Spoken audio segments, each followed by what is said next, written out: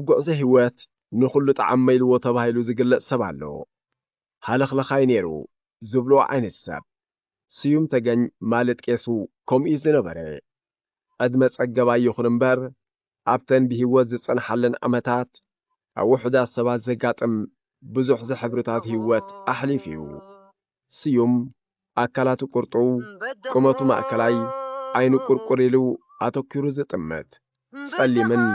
በዓል ስሩዕ ደርጊ ስንን እዩ ዝነበረ። ዓማጺ ንጉስን ዓማጺ እኽልን ከይደቀሰ ይሓድር ከም ዝበሃል ስርዓት ኢትዮጵያ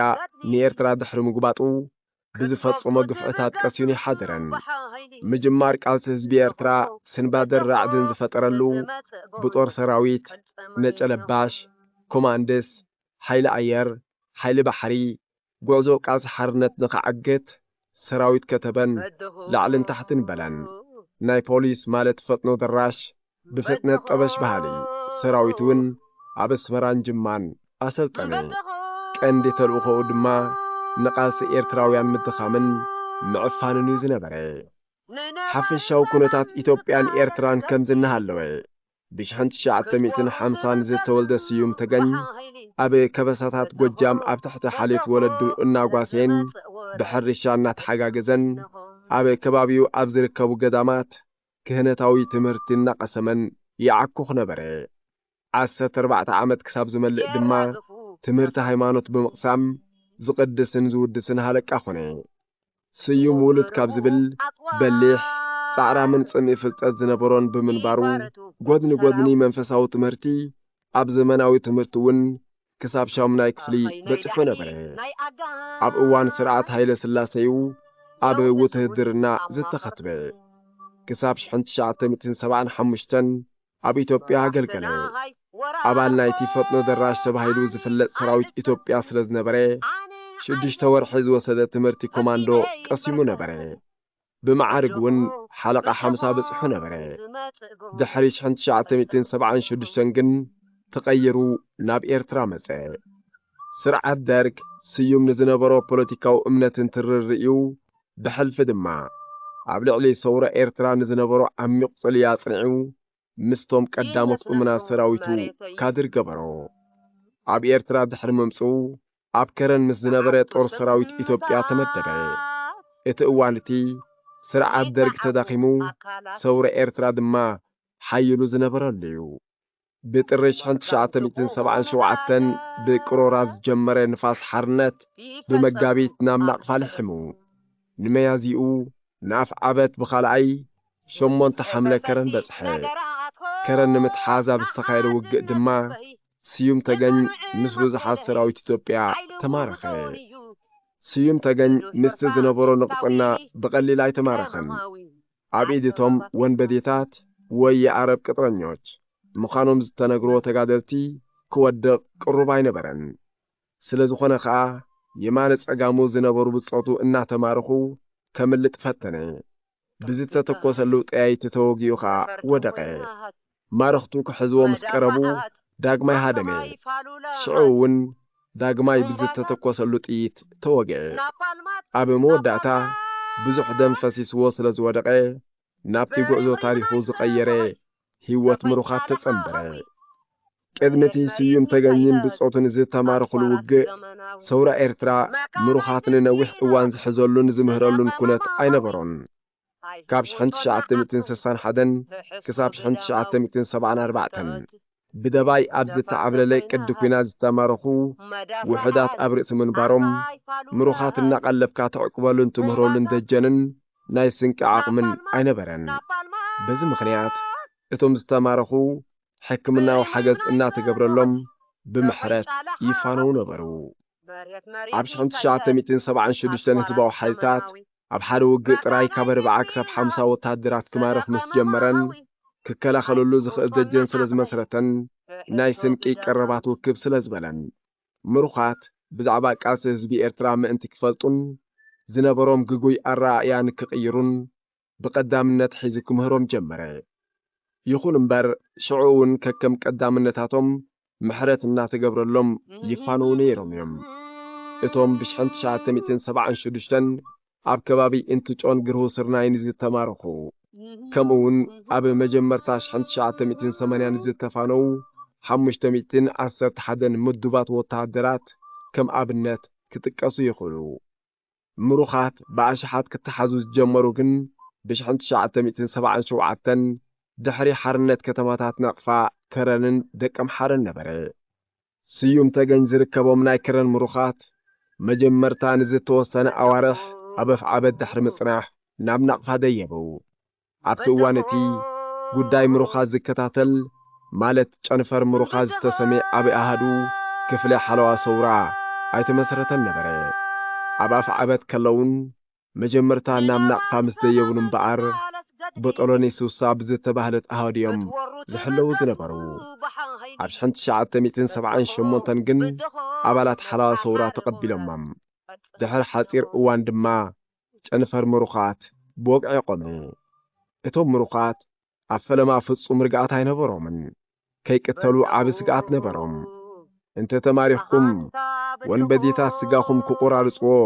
ወይ ኣብ ሓዊ ክጠብስኹም እዮም ይበሃሎም ስለ ዝነበሩ ቁሩብ ምስ ኣዕረፉን ዝነበሮም መውጓእቲ ምስ ተፈወስን ዝሃድምሉ መንገዲ ክሓስቡ ጀመሩ። ምሩኻት ከረን ናብ ናቕፋ ዝኣተውሉ እዋን እታ ከተማ ሓራ ካብ እትወፅእ ነዊሕ ኣይገበረትን ነበረት። ዝነደደ ሓመዳን ከውሓን ዝዓነወ ሕርሻን ህንጻታታን ካብ ኩሉ ድማ ከም ዘርኢ ምድሪ ተበቲኑ ዝነበረ ናይ መዳፍዕ ጅላዳት ማለት ስኮጆታት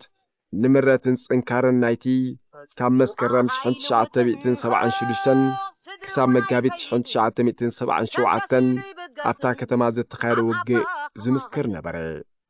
ነቶም ኣብ ናቕፋ ዝኣተዉ ምሩኻት ቀንዲ ዝሰሓቦም ግን እቲ ናይ መዳፍዕ ጅላዳትን ኣብ ከባቢኦም ዝነበረ ናይ ፋግሮ ተረፍ መረፍ ሓፃውንን ነበረ። ገሊኡ ካብ ግናዕ እዩ ዝዓቢ፣ ገሊኡ ድማ ደቕቕ ዝበለ እዩ። ኩሉ ግን ኣብ ጫፋቱ ስሕለት ነበሮ። እንተተሳሒሉ ድማ መሊሱ ክበልሕ ዝኽእል እዩ። ስለዚ እቶም ምሩኻት ነቲ ሓፃዊን ተጠቒሞም ገለ ስርሒት ከካይዱ ውዲት ኣለሙ። ከምቲ ዝሓሰብዎ ነቲ ሓፃዊን ስሒሎም ንነዊሕ እዋን ሓቢኦም መጸንሑ። ኣብ ዝተወሰነ ሰዓት ነቶም መስተጋደልቲ ምትሕብባር ዘርእዩ ምሩኻት ብምቕታል ካብ ሓለውቲ ድማ ብረት መንጢሎም ሰራዊት ኢትዮጵያ ናብ ዝነበሮ ከተማታት ክኸዱ ወጠኑ። ሰዓት ፍጻመ ከኣክል ቁሩብ ምስ ተረፎ ነቲ ሓደገኛ ውዲት ኣባላት ሓለዋ ሰውራ ስለ ዝፈለጥዎ ግን ኣይሰለጦምን። በዚ ድማ በቶም ውዲተኛታት ክቕተሉ ተፈሪዶም ዝነበሩ ምሩኻትን ተጋደልትን ድሕነቶም ተረጋገጸ። ስዩም ተገኝ ኣብዚ ውዲት እዚ ኣይተጸንበረን። ስዩም ብባህሪኡ ኣብ ዘዝተ ተኽለ ጓይላ ዝስዕስዕ ሰባይ ነበረን እምበር ብኣተሓሳስባስ ንሱ እኳ የኸፍእ ነበረ።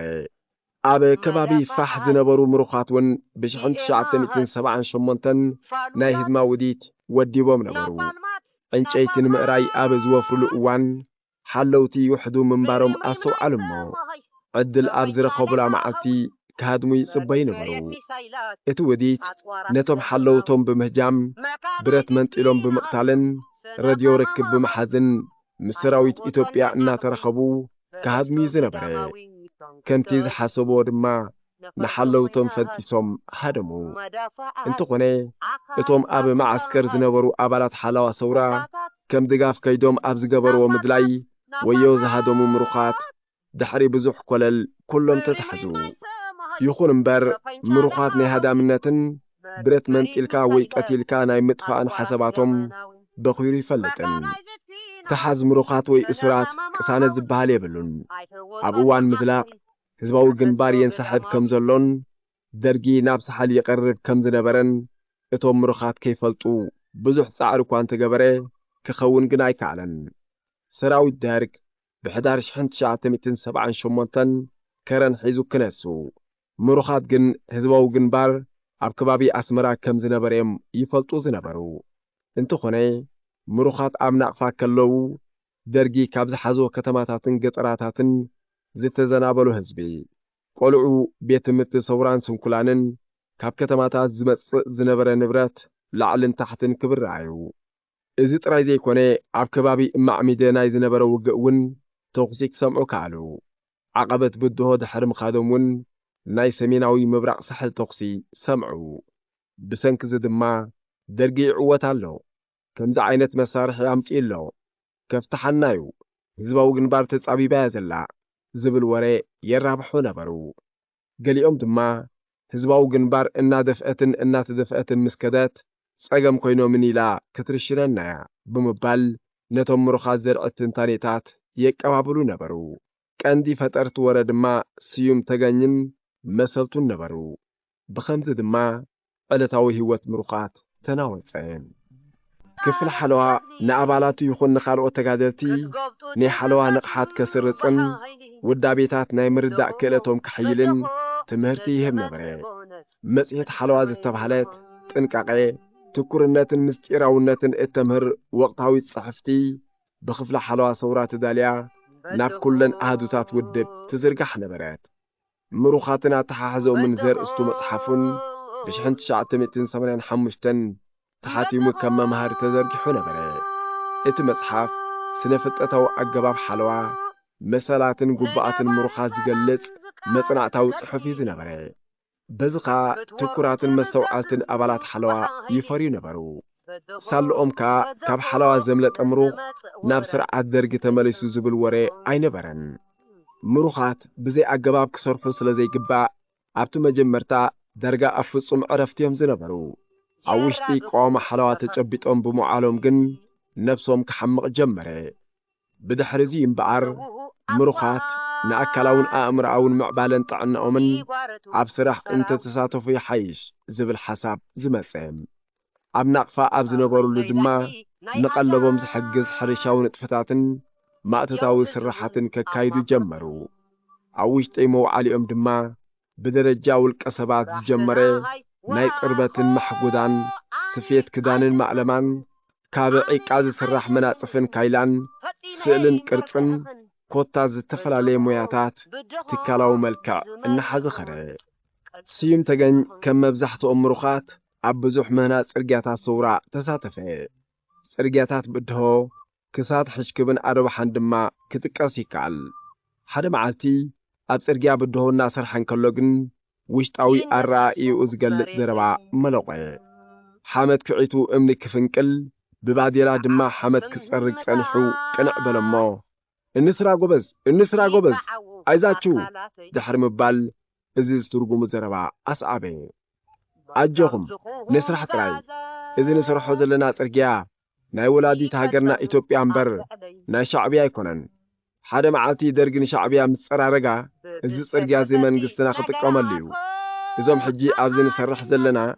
قالنا شالقاتات قالنا دم حلقة مئتو خوينا جبت سقينا كنشراشر اللينا أجوها قبز نعيت راي معالتو حاليو كحقوسنايو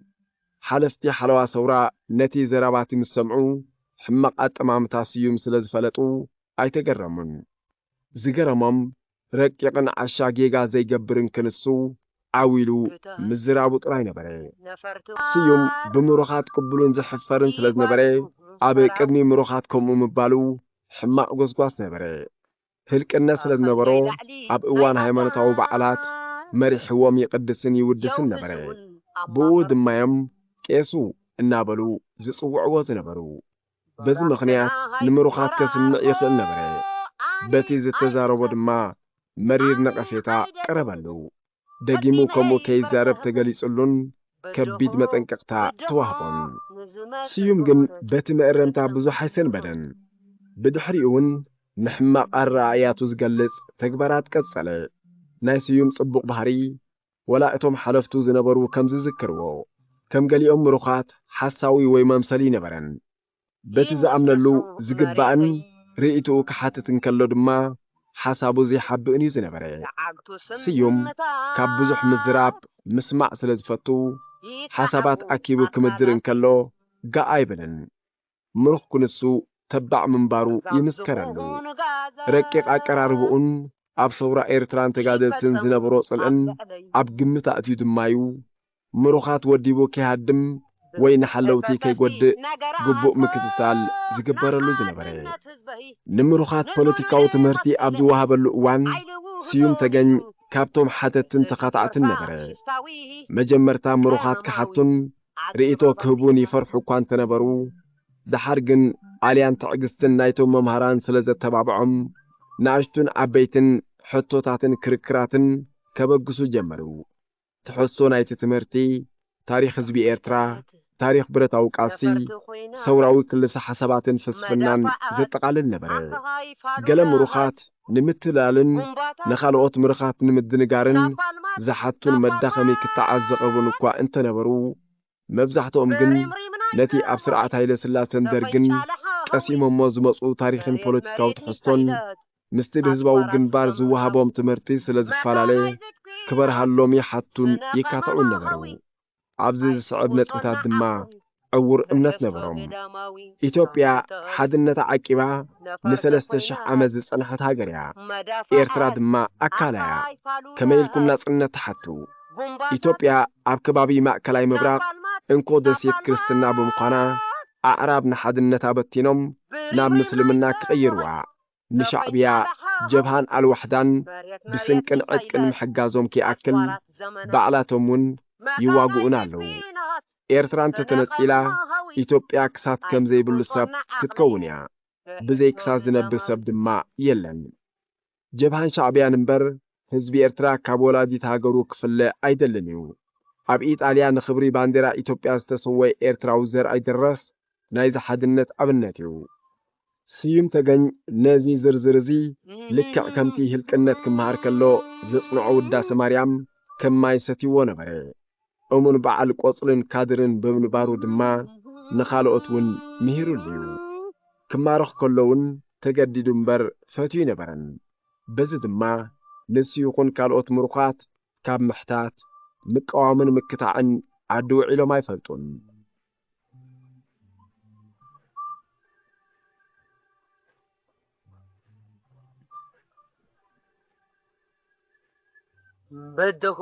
سيوم زرقيو زنبرة درقنا ربحا إثيوبيا إلو أبز أمنلو زت مسرتين يرو كفلي حلوة صوران أبالاتون جن نزي كم قبولي وستو نبرو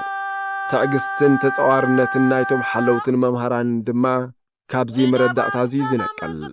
مروخاتون سبات مبر عيش امنس لزيكونو حدا معالتي نتي حقي فلطو يخونو بزبل امنات يمرحو نبرو اتوم زحيلو كادرات بعاسيوم تغن تخطعتن مدرتن ينبرو مبر إيرترا سلمتاي كم هاجرنا صنت كم زقبعا نزقربلهم زنبرة مجلسن تاريخو مردعتان كفرسو يخلو ينبرون اتي كند شجر وتهدرات درك بحر زي بالله إثيوبيا زقبلو زي من باروميو مروخات حق نخردو زي تسرحلو جن بوليتيكاو تمرت ممهار تراي نبرن حزباو جنبار نخلاتهم مروخات بمعرب مرأي صنوحنا أننت تمكحتي كم زسبر كبري بهلن صعصعتن بهرات إثيوبيا زلاليلون زمعبلولون نتفتات أتبابعو كم إمباك مالت جوجل بهالي إثيوبياويان مروخات صنيحو إيش بباك جوجل بهالي تشكونات بهرات إثيوبيا زعمسلو سلطن بهلاو تكالات كمسرز زدلي نواتن ودابن فتري كل عينت سبورت مكيادو لنفسهم لوطو اتوم كابرحو كبابتات إثيوبيا زتخطبو جبارن قواسوتن مهيمنت بمطفاء كساب شامناي ويشارو شاي كفلي تمهرو مروخات أبزباو جنبار زنبروم أمنتنا عبيز خدقن بار آيانت نايتوم أبكبابي زنبرو تقادلتن أبلعلي زنبري أتحزان نبري اتوم أبكبابي زركبو ودوم قالوم تقادلتي نمنتاي نتوم مروخات كحلو قرنص حيني وقعو كمزا عينت وهداتن ديسيبلينن كابي يمس سلمنتاي مروخ كي تزلفن كي تهرمن بخبر التحاز سلمنتاي زباو جنبار ولا أبزس أنكر كونتات نتوم مروخات مسلوم كيف دلي زحجزهم اتوم مروخات نسلاماويان إيرتراويان حريدهم زمصو كنسهم سلمنتاي هزباو جنبار أيرشانومن سلمنتاي الدرج مس كلو أصوراتون حيل سبون نهزباو جنبار كسعورو زي كالي مروخات نزي حتوتات زين مملاس أبزكايد وقص علينا حلنا مقوت أبلعلي هزباو جنبار زنبروم آلتاوي أتمامتا مسجزي ناتقير مسين بزحات كابتوم عبشحن تشعتميتين 7 شعاتن شحن تشعتميتين 7 استمارخو ቅኑዕነት ህዝባዊ ግንባርን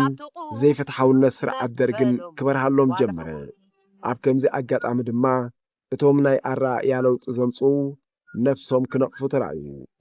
ኣብ 1977 ኣብ ኣፍዓበት ዝተታሕዘ ምሩኽ ብኸምዚ ዝስዕብ ተናዘዘ ካብ ዝተማረኽ ኩሉ ዕለት ጀሚረ ንኹሉ ኣብ ከባቢ ንነብረሉ ዝነበርና ማዓስከራት ዝነበሩ ትካላት ኣብ ጉዕዞ ዝሪኦ ዝነበርኩ ሓደስቲ ቦታታት ብዝሕን ሞራልን ተጋደልቲ ዘለዎም ብልጫታትን ድኽመታትን ናይ ምሩኻት ኩነታትን ካልእ ኣገደስቲ ሓበሬታታትን ኣጽንዐ ዝሃድመሉ መንገድታት ሃሰውሰው ካብ ምባል ተቖጢበ ኣይፈልጥን ኩሉ ትዕዝብትታተይን ዕላለይን ድማ ኣብኡ ዝተመርኮሰ ጥራይ ነይሩ ኣብ ስርዓት ደርግ ተመሊሰ ተቐባልነት ዝረክብ እዚ ብምግባር ጥራይ ምዃኑ ኣሓስብ ነይረ ስዩም ተገኝውን ብረት ካብ ተጋደልቲ መንጢሉን ቀቲሉን ትካላት ነዳዲ ህዝባዊ ግንባር ኣቃጺሉ ናብ ስርዓት ደርጊ ክምለስ ብተደጋጋሚ ይውጥን ምንባሩ ብዝተፈላለየ ምኽንያት ከይጣዕሞ ከም ዝተረፈ ኣብሪሁ ንህዝቢ ኤርትራ ጠስሚ ሒዘይ መጻእክዎን ሰላማውያን ሰባት እውን ቀቲለ ብምባል ነፍሱ ነቐፈ ናጻ ምሩኽ ስዩም ተገኝ ህዝባዊ ግንባር ኣመለኻኽትኦም ተመሓይሽ እዩ ካብ ሕጂ ንኔው ብዘይ ሓለዋ ክጸንሑ ይኽእሉ እዮም ኣብ ዝበለሉ ብ7/8 ታሕሳስ 1981 ን3,000 ምሩኻት ነጻ ለቐቐሞ ስዩም ተገኝ ድማ ነጻ ኾነ ነጻ ሰባት ኮይኖም ናበይ ግን ይኺዱ ደርግ ከዳዓት እምበር ምሩኻት የብለይን ብምባል ክሒድዎም እዩ ዓለም ድማ ንኽንዲዚኦም ዝኣኽሉ ምሩኻት ቅንጣብ ኣፍልጦ ኣይሃበቶምን ጋዜጠኛታትን ተመራመርትን ካብ ወጻኢ ናብ ሓራ መሬት ይኣቱን ብዛዕባኦም ይጽሕፉን ነበሩ ነቶም ነጻ ምሩኻት ሓላፍነት ወሲዱ ካብ ኢት ህዝባዊ ግንባር ዝቕበል ኮነ ዝሓግዝ ግን ኣይተረኽበን ስዩም ተገኝ ኣብቲ ናይ ናጻ ሰብ ህይወቱ ሓያል ተጠባቒ ህዝባዊ ግንባር ኮነ ኣብ ስርናይ ማዕረ ስለ ዘይሰኣን እቶም ምሩኻት ነጻ ምስ ተባህሉ ደርጊ ሻድሻይ ወራር ስለ ዝጀመረ ህዝባዊ ግንባር ተዋጢራ እያ ዘላ ንዓና ዝሕሉ ኣባላት ውሑዳት እዮም ተሪፎም ስለዚ ብረት መንጢልና ንህደም ዝበሉ ሒደት ሰባት ኣጋጠሙ ነቲ ውዲት እቲ ንምእራም ኣኼባታት ተኻየደ ኣብዚ ኣኼባ ስዩም ተገኝ ምስ ካልኦት ደሓን ኣረኣእያ ዝነበሮም ኮይኑ ነቶም ዝተጋገዩ ነጻ ምሩኻት ኣምሪሩ ነቐፎም ተሪር መቕጻዕቲ ክወሃቦም እውን ተማሕፀነ ስዩም ጌጋታት ርእዩ ዝጻወር ስለ ዘይነበረ ገና ነጻ ምሩኽ እንከሎ ኣብ ገለ ኣባላት ክፍለ ሓለዋ ሰውራ ንዝርአ ንኣሽቱ ጌጋታት ብዓይኒ ነቐፌታ ርእዩ ንሓለፍቲ ብምግላጽ ይእርም ነበረ ጸኒሑ ቀይሕ መስቀል ነቶም ነጻ ምሩኻት ክቕበሎም ስለ ዝበለ ዝተፈላለየ ሕብርታት ዝነበሮ ካርድታት ተዳልዩ ምሩኻት ምርጫታቶም ከም ዝመልኡ ተገብረ ንዓድና ክንምለስን ናብ ወጻኢ ሃገራት ክንከይድን ዝብሉ ምርጫኦም መልኡ ቀይሕ መስቀል መብጽዑ ስለ ዝጠለመ ግን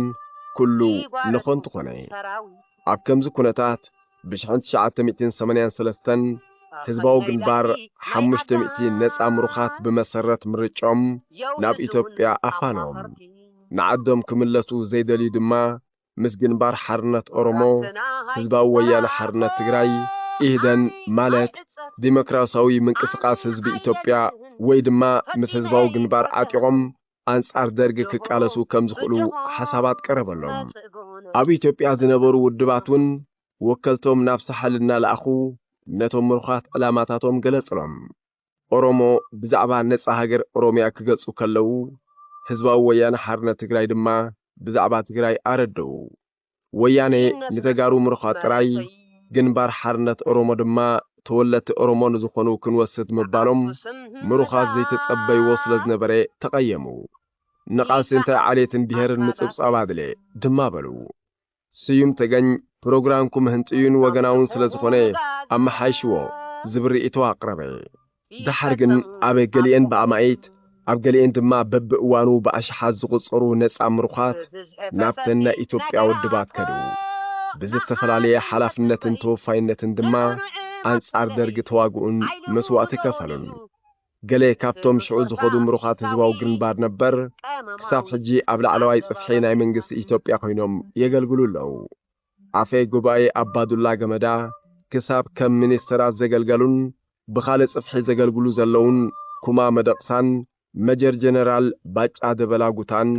ከም ኣብነት ምጥቃስ ይከኣል። ካልኦት ድማ ድሕሪ ምውዳቕ ደርግ ነቲ ኣብ ሳሕል ዘማዕበልዎ ክእለት ተጠቒሞም ከም መምሃራን ወነንቲ ንኣሽቱ ክሊኒካት ስነ ጥበበኛታትን ወነንቲ ካልእ ሞያታትን ኮይኖም ህይወቶም ይመርሑ ኣለዉ። ስዩም ነዚ ዝተጠቕሰ ምህዞታት ዝሰርሓሉ ዝነበረ እዋናት ኣብ ህዝባዊ ግንባር ብተጋደልትን ምሩኻትን ሰፊሕ ባህላዊ ምንቅስቓስ ክካየድ ዝጀመረሉ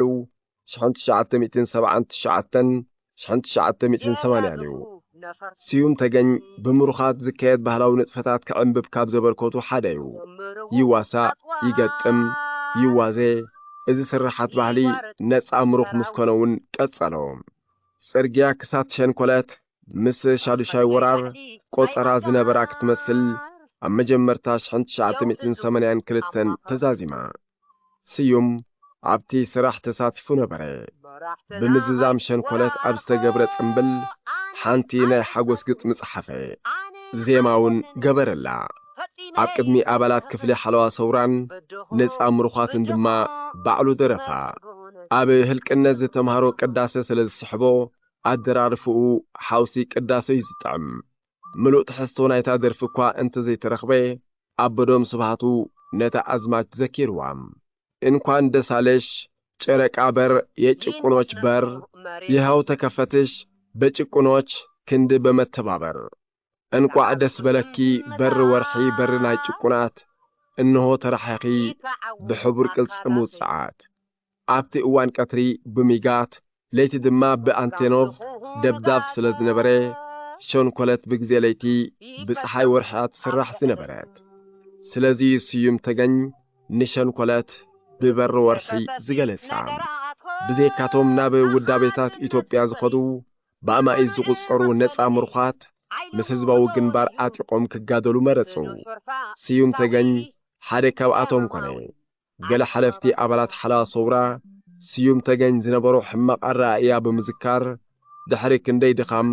እሞ ኸዓ ዳርጋ ድሕሪ ኩሎም ኣረኣእያኡ ዘመሓየሸ ሰብ ብረት ዓጢቑ ምስ ተጋደልቲ ህዝባዊ ግንባር ኮይኑ ክዋጋእ ምምራጹ ኣጠራጥሮም። እዚ ነገር ዝሓሲብናሉ ዲና ብምባል ዝሓተቱ እውን ነበሩ። ዝኾነ ኮይኑ ምርጫ ስዩም ቅቡል ኮነ። ተጋዳላይ ስዩም ተገኝ ከም ናይ መጀመርታ ፈተነ ገለ ሓሙሳ ምስ ህዝባዊ ግንባር ክነዓጥቕ ዝበሉ ኣብ ሂምቦል ሓፂር ታዕሊም ወሲዶም ናብ ተዋጋኢ ሰራዊት ተመደቡ። ድሓር ግን ህዝባዊ ግንባር እቶም ናይ ቃልሲ መሓዝቱ ዝነበሩ ውድባት ኢትዮጵያ ክሕገዙ ይደሊ ስለ ዝነበረ ካብቶም ኣብ ተዋጋኢ ሰራዊት ይኹን ኣብ ክፍላተ ስራሓት ተመዲቦም ዝነበሩ ኢትዮጵያውያን ተጋደልቲ ናብ ኢትዮጵያ ክኸዱ ወሰነ። ከካብ ዝነበሩ ኣሃዱ ናብ ወተሃደራዊ ቤት ጽሕፈት ተጸዊዖም ድማ ኣብ ዝመረጽዎ ውድብ ናብ ኢትዮጵያ ክኸዱን ዘይቅየር መምርሒ ምዃኑን ተነግሮም። ብዙሓት ኣይተሓጐሱን። ብሕልፊ ስዩም ተገኝ ፈጺሙ ኣይተቐበሎን። ኣብ መንጎ ትእዛዝን ብዘይ ድሌት ምኻድን ተቐርቂሩ ደነነ። ጉዕዞ ኮይኑ ብድሕሪ መስመር ጸላኢ ተጓዒዞም ከባቢ ሽላሎ በጽሑ። ክሳብ ሽዑ ጎበለቡ ዝነበረ ስዩም ኣብ መንጎ ደው በለ። ንኢትዮጵያ ኣይከይድኔ ብምባል ድማ ሓንገደ። ምኽንያቱ ከረድእ ምስተሓተተ ድማ ከም ዝበለ ብስነ ሓሳብ ህዝባዊ ግንባር ተኾስኪሰ ዝነበረኒ ኣረኣእያ ዝቐየርኩ ተጋዳላይ እየ። ንሕብረት ሶቪየት ኣግላሲት ምስ ዝብል ወያነ ዝፈጠረቶ ኢህደን ተሰሊፈ ኣንጻር ፕሮግራሙ ተዛሪበ ክርሽን ኣይደልኒ። ኣብ ቃልሲ ኣበርኪተ ንህዝቢ ኤርትራ ብደመይ ክሕሰ ክስዋዕ እየ ዝደሊ። ኣብዚ ኮይኑ ኣብቲ እቲ ናይ ሓባር ጸላኢ ደርጊ ምንባሩ ገሊጾም ከረድእዎ እኳ እንተፈተኑ ረብሪቦም ተረፉ። እሞ ከምዚ እናበለ ደኣ ከመይልና ከነገድዶ ብምባል ድማ ናብ ሳሕል መለስዎ። ኢልያስ በላይ ምነሊክን ወሰን ኪዳነን ዝተባሃሉ ተጋደልቱን ካብቶም ኣብዮም ዝተመሱ ነበሩ። ኢልያስ በላይ ወዲ በላይ ኣብ ክፍለ ሰራዊት መከናይዘት፣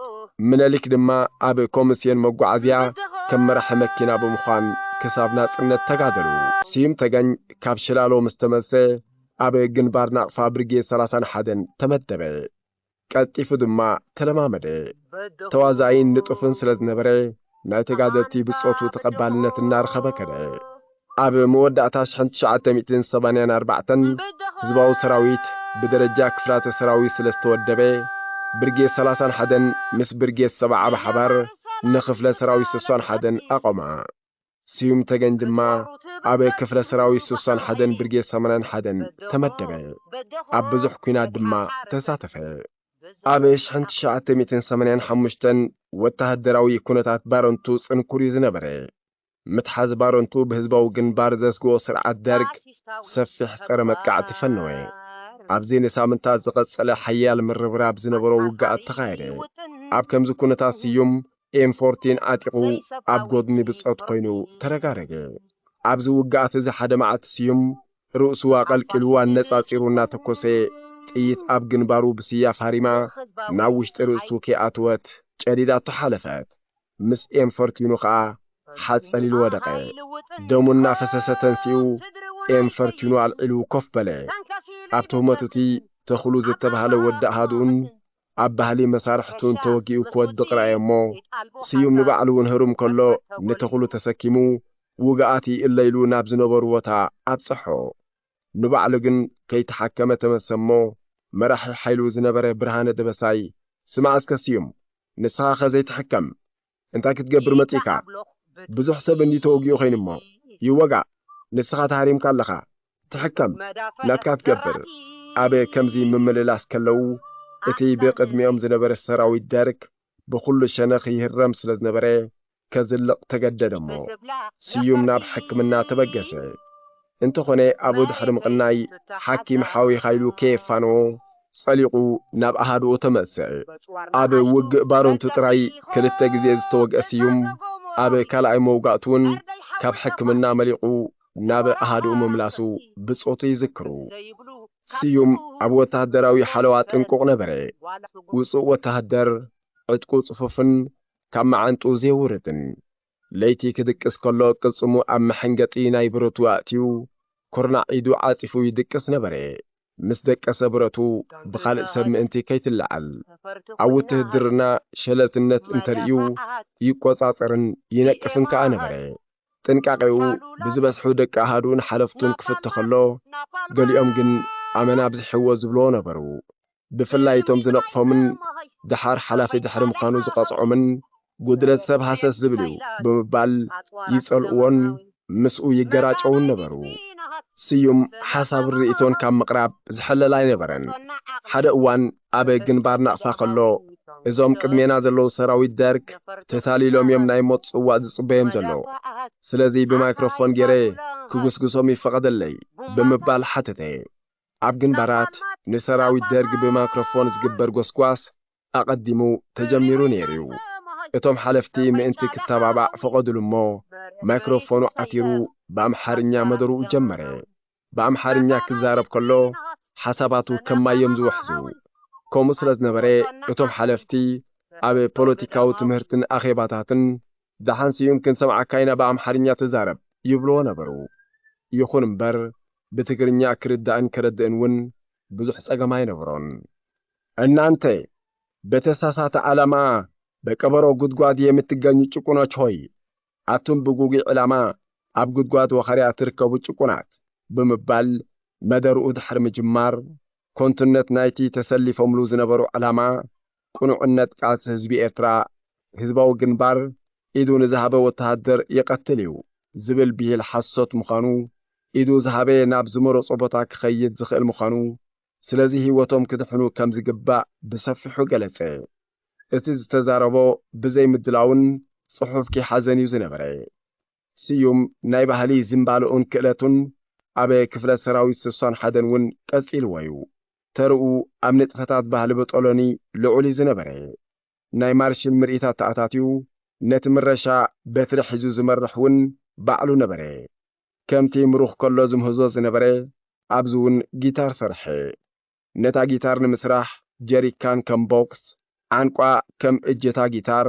ሞላ ካዝና ከም ባር ጥምጣም ስልክ ድማ ከም ስልክ ጊታር ተጠቒሙ ሰርሓ ወቓዕ ጊታር ገጠማይ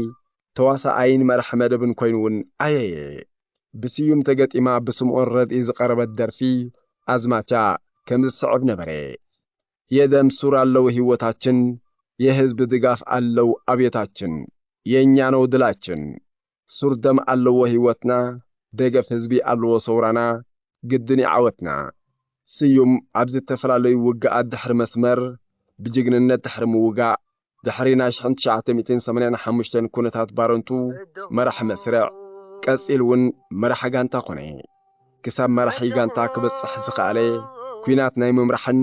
ብጾቱ ናይ ምእላይን ብስለት ከም ዘጥረየን እምነት ዝንበረሉ ሰብ ክኸውን መብቅዑ ዘረድእን ነበረ ቅድሚ ገለ ዓመታት ምሩኹን ጸላእን ሰውራ ዝነበረ ስዩም ሓላፊ ናይ ካብ 30 ክሳብ 40 ዝበጽሑ ተጋደልቲ ኮይኑ ኩናት መርሒ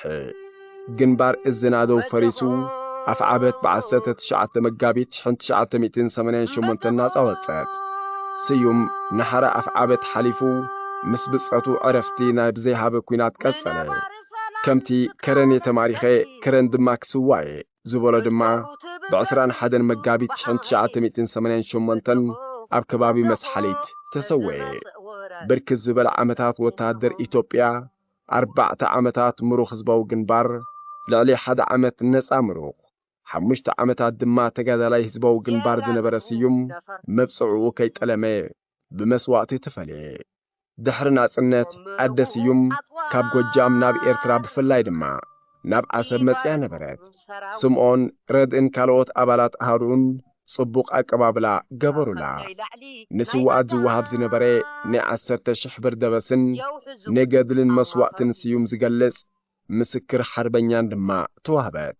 ስምዖን ከም ዝዝክሮ ሽሕ እኳ መቓለስቲ ወዳ ምስ ረኣየት ከም ወላዲት እንተነብዐት ከምቶም መውደቂኦም ዘይተፈልጡ ወታደራት ነበር ደቂ ዓዱ ብዘይምዃኑ ንዝተገብረሉ ሰናይ ተግባር ሰናይ ፈድዩ ብምሕላፉን ታሪኹ ድማ ክሳብ ኣብ ጋዜጣ መጽሓፉን ከም ዝሕበና ገለጸት ምኽንያቱ ስምዖን ወዲ ቅስሙ ኣብ 1994 ስዩም መንዩ ብዝብል ኣርእስቲ ኣብ ዓምዲ መስዋዕቲ ዋጋ ሓርነት ብዛዕባ ታሪኽ ስዩም ኣብ ሓዳስ ኤርትራ ጽሒፉ ነይሩ ኢትዮጵያውያን ምሩኻት ኩናት ኣብ ሜዳ ኤርትራ ህይወቶም ክዕቅቡ ጥራይ ኣይኮኑን ክኢሎም ፖለቲካዊ ንቕሓቶም ከዕብዩ ክመሃሩን ሞያታት ከጥርዩን በቂዖም እዮም ካብ ዝሓሊፎምን ንፍትሓዊ ቃልሲ ህዝቢ ኤርትራ ብምርዳእ ኣብ መሳርዕ ህዝባዊ ግንባር ኣትዮም ምረት ገድሊ ኣሕሊፎም ሰንኪሎምን ተሰዊኦምን እዮም ዛንታ ኢትዮጵያውያን ተጋደልቲ ከም ናይ ኩሎም ተቓለስቲ ክንጸውየን ክንጽሕፎን ግዴታና ምዃኑ ኸዓ ኣይንዝንግዕን ምኽንያቱ ታሪኽ ቃልሲ ህዝቢ ኤርትራ ዘበርኽ ቅያን ትንግርትን ስለ ዝኾነ ኣዘንተውቲ ኣባላት ክፍለ ሓለዋ ሰውራ ኮሎኔል ሃይለ ተስፋዝጊ ተጋዳላይ ተኪየ ቀለታ ሌተናል ኮሎኔል መንግስቲ ኣባርያ ኣምሓራይ መጀር ኣበዶም ስብሃቱ መጀር ክፍለ ማርያም ወልደ ገርግስ ተጋዳላይ ነጋሽ የኋላ እሽት ተጋዳላይ ስዒድ ዓሊ ገራጅ መንግስቲ ተጋዳላይ ስዕድ ዓብዱ ጊንዳ አባላት ክፍለ ሰራዊት 61 ኮሎኔል ብርሃነ ደበሳይ ሌተናል ኮሎኔል ተስፉ አስመላሽ ኮሎኔል መሐመድ ኑር ሪራይ ተጋዳላይ ትርሐስ ሀብቴ ተጋዳላይ ስምዖን ረድኢ ወዲ ቅስሙ